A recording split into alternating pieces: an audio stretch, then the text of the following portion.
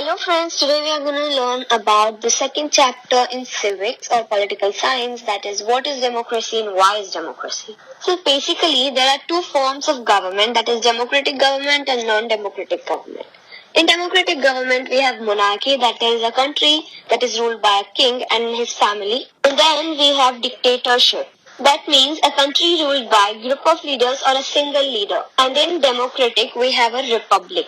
Now, I will not explain you the definition of democracy now, because in this whole chapter we are going to see different examples, different features, and then we are going to come to a conclusion of proper definition of democracy. So basically in this whole chapter you are going to learn what is democracy and why is it important. Now from past classes you know the simple definition of democracy that was coined by Abraham Lincoln, that democracy is a government of the people, by the people and for the people.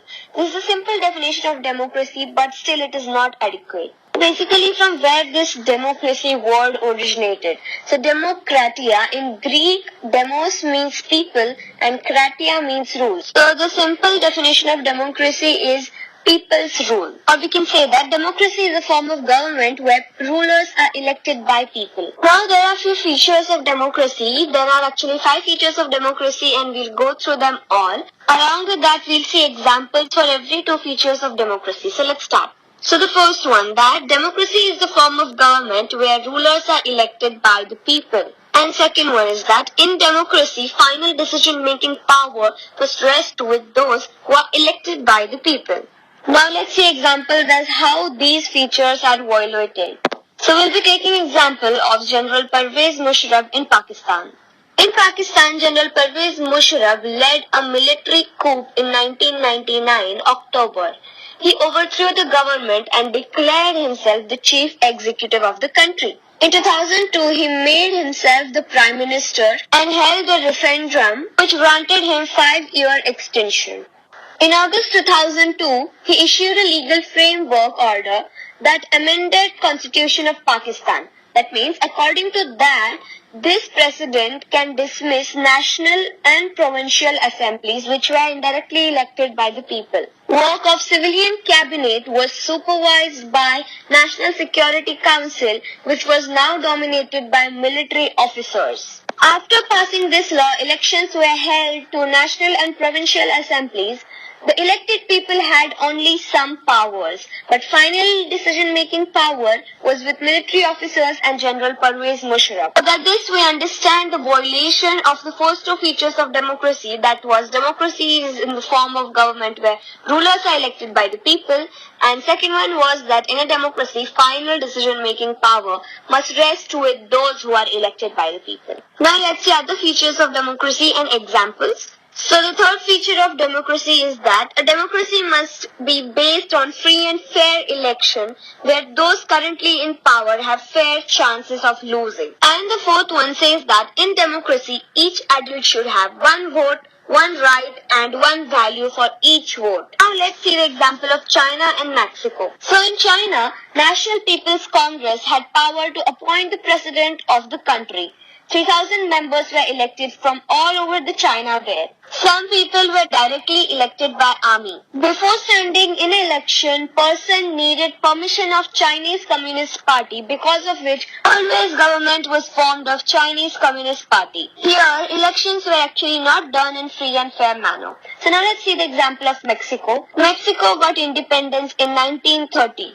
Elections were held after every 6 years to elect its president there. This country had never been under dictator's rule. Until 2000, every election was won by PIR, that is Institutional Revolutionary Party. Teachers in government schools forced their parents to vote for PIR party. People working in government offices had to attend PIR meetings. Media ignored the activities that criticized them. Polling booths were shifted at last moment when they feared that something would happen against them. And here also the elections were not held in free and fair manner as you saw. Now let's see example for the fourth feature of democracy, that is in a democracy each adult should have 1 vote, 1 right and 1 value for each vote. Until 2005, in Saudi Arabia, women did not have right to vote. In Estonia, Russians were minority and they found it difficult to get right to vote. In Fiji, vote for indigenous Fijians has more value than that of Indian Fijians. Now let's see the fifth feature of democracy, that is, a democracy rulers should be within the limits set by the constitutional right. For this, we are going to see the example of Robert Mugabe in Zimbabwe. ZANU-PF, the party, led the freedom struggle in Zimbabwe. In that country, Robert Mugabe ruled since independence. Elections were held regularly but always won by ZANU-PF. This was a popular party but used unfair means or unfair practices for winning. Robert Mugabe changed the constitution many times to increase his powers and make him more accountable. He also made several laws that limited right to criticize the president.